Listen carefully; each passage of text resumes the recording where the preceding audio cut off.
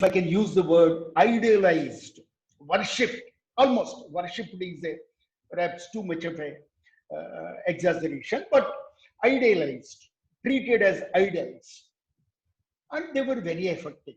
So, post-retirement, after I took my MBA in finance, I started thinking about doing research in leadership. It was Mr. Sankarnath who suggested I should do research. Then I chose leadership. Why leadership? Reason was simple. Why some leaders are so effective and some not so effective. Then I gathered lot of literature. I gathered about 200 to 250 articles on leadership, read. I came across one word common: transformational leadership. What is this? Why transformational leadership? I studied transformational leadership. I must share with you the the word was coined by an American scholar by name James Burns. He died recently. Lived a full life, 96 to be precise. He lived 96 years, died in 2014. He coined the word transformational leadership. In fact, he stated leadership is a difficult concept. It is most discussed but least understood phenomenon. It does not mean there is confusion about leadership, because leadership is so personal. People looked at leadership through different angles. James combined various theories and coined transformational leadership. And subsequently, Tulsi sir, can I interrupt for 1 second? Is everyone, I am unmuting all. Is everyone, audio is okay for you? Someone written audio is not okay. Okay. It's okay. It's okay. Okay. Okay. Sorry to interrupt you, sir. Please continue. No problem. No problem. So 1 minute, sir. 1 minute, sir. Please. 1 minute, sir.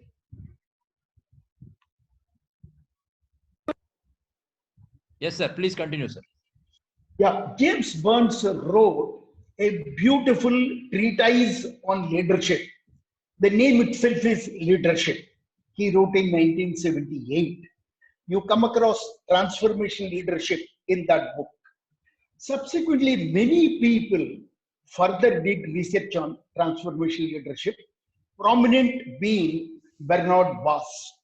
In 1985, he carried this transformational leadership forward along with Evolio. He developed complete constructs of leadership. As Christine has commented yesterday, it was a complete full range of leadership. What was that? Transformational, transactional, and laissez-faire or inactive leadership. To understand transformational leadership, I will first share transactional with you. All of us are very familiar with transactional. Every organization would have practiced transactional leadership. What is it? Nothing but performance appraisal. All of us understand performance appraisal system. For every follower, a leader sets key result areas, key performance indicators, identifies targets, and says, you fulfill these targets. And in return, you will get a reward. Reward? Yes. Either good increment or very good increment or outstanding increment, at times promotions, higher positions, added responsibilities, bonus, could be many things. It's a transaction. You do this, I will give you this. Bass and Burns called it as transactional leadership. They identified two constructs with this leadership: contingent reward, which I explained; second, management by exception. This is called active management. What does it mean? In addition to Giving targets, a leader will monitor how is the follower performing. Is he going at the right track? Is he going at the right pace? Or is he deviating from the desired path? If he is, the leader will alert him, correct him. Are bhai, you are not doing correctly. You are not going in the right direction, or you are not going at the right pace.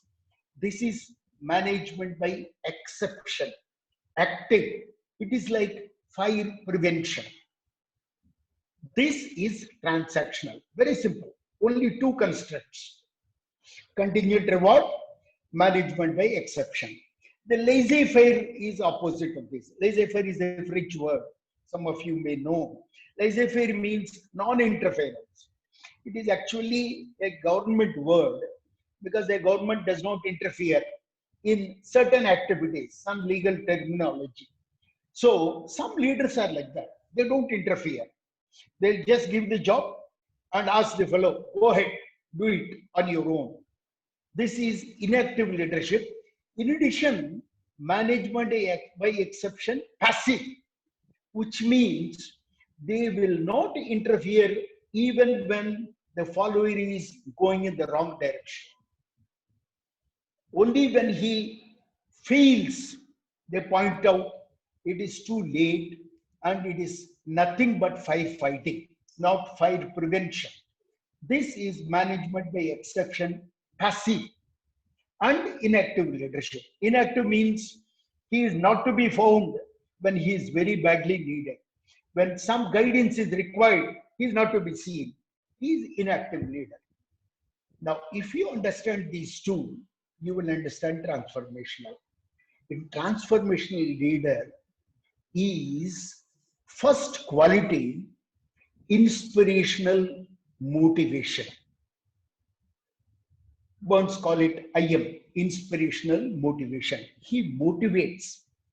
When he gives a target, he gives a complete picture to the follower. The follower will understand why is he doing this job. The purpose behind the job given to him also is explained. And he will give him complete motivation. You are capable.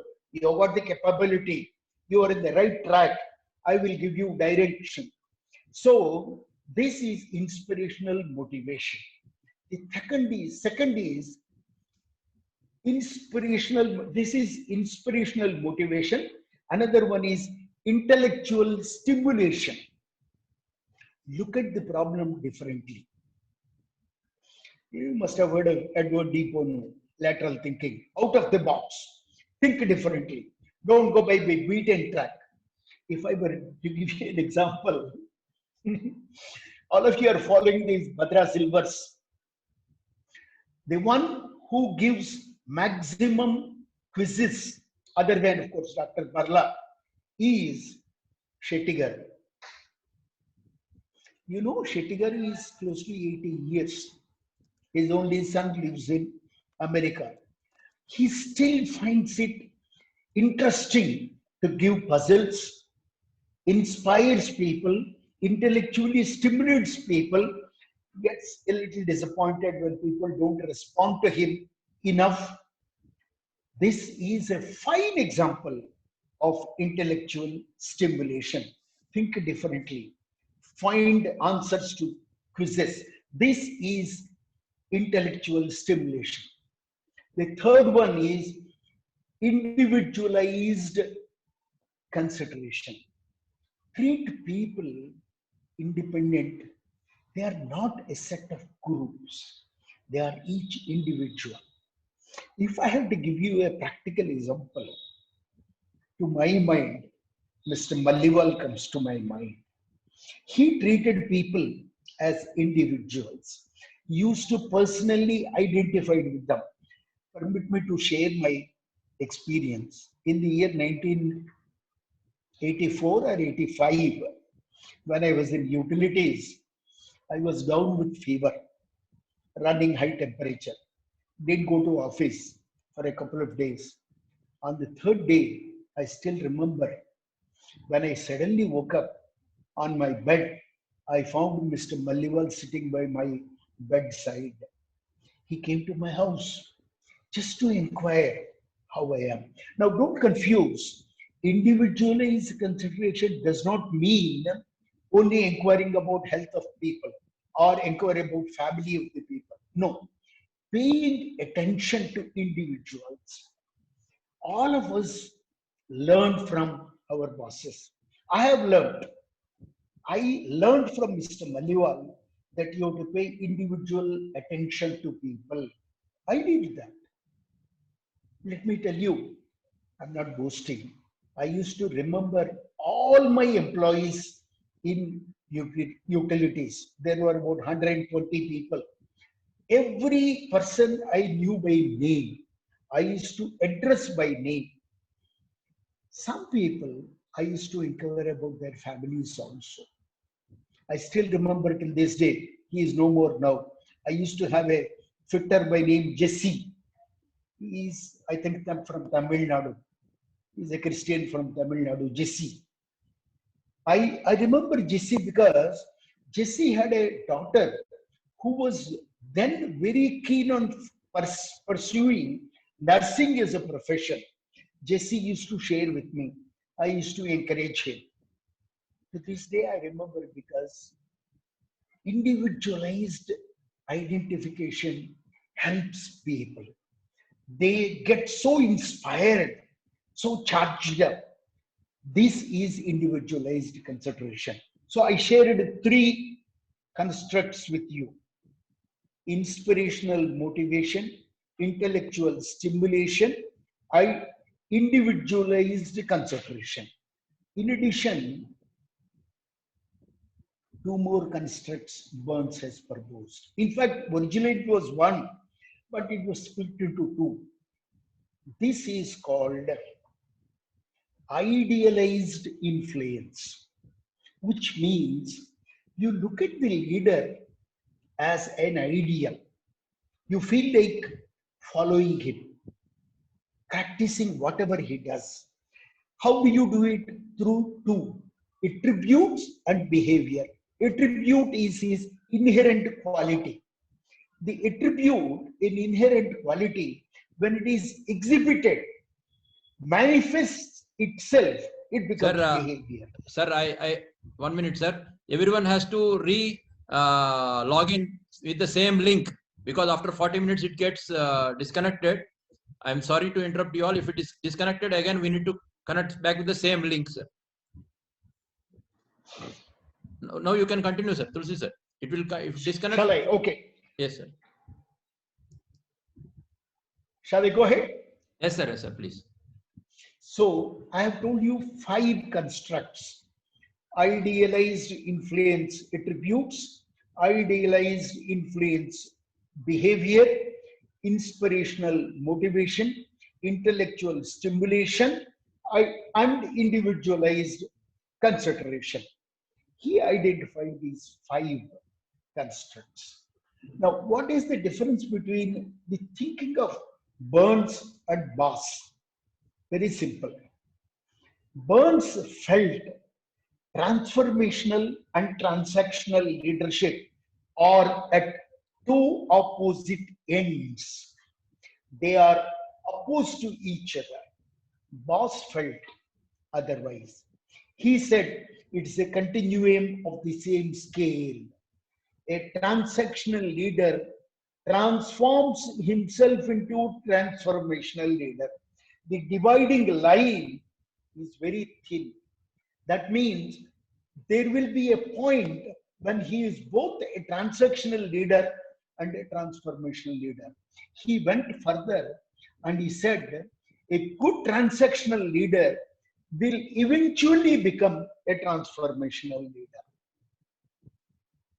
The beauty of the work of Boss is not only he developed a questionnaire to assess these leadership qualities, he combined outcome also with these leadership qualities. Outcome? A people leadership outcome? Very difficult. It cannot be quantified Like you can quantify a production quantity or product or even a profitability. You can measure that. How do you measure happiness of people?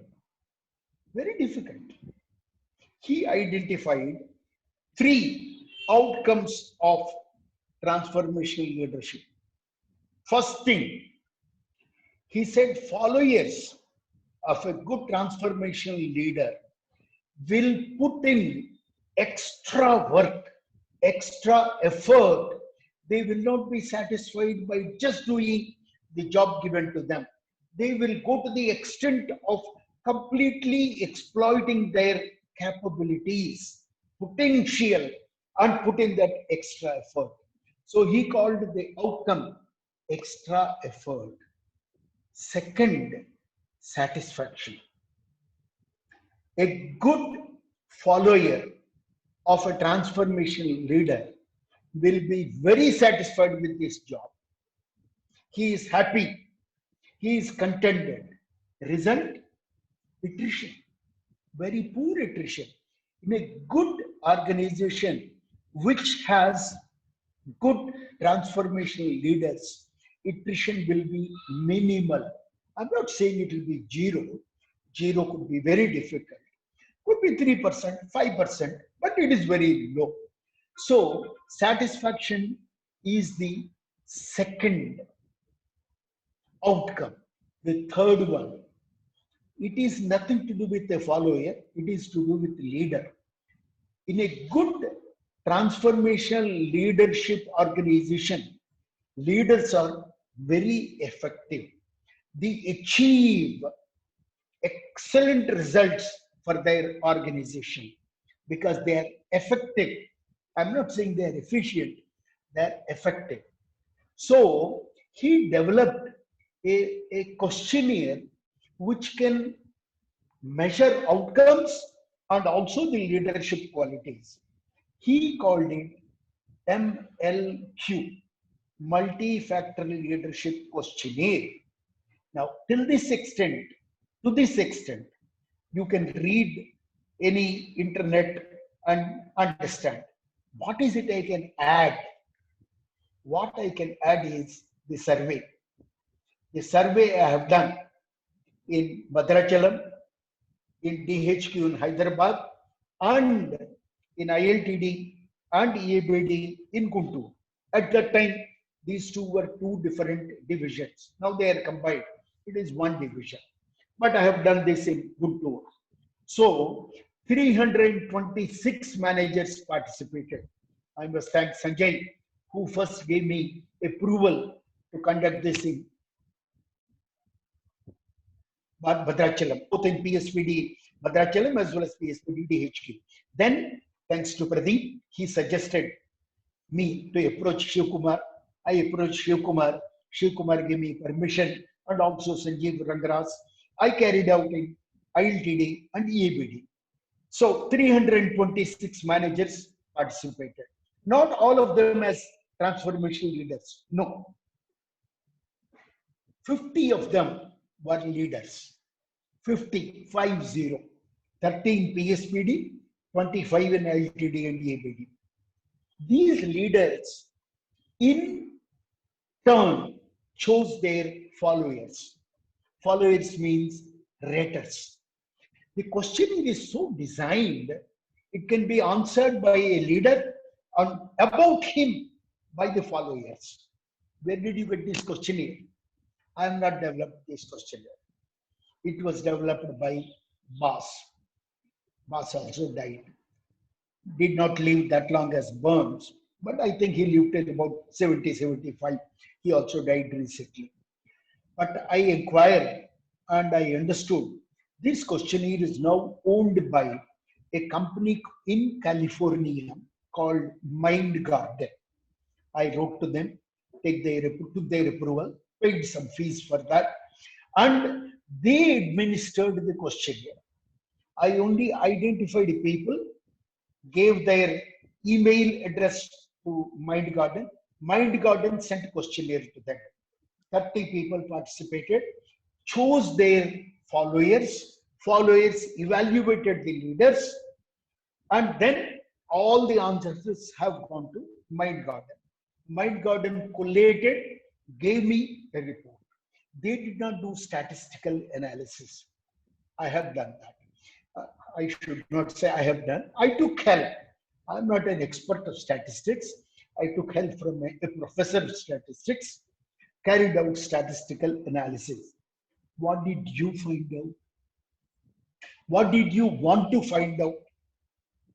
Now, I have seen research carried out by many people. I took about 10 research studies as examples and then found out what is it they have not done.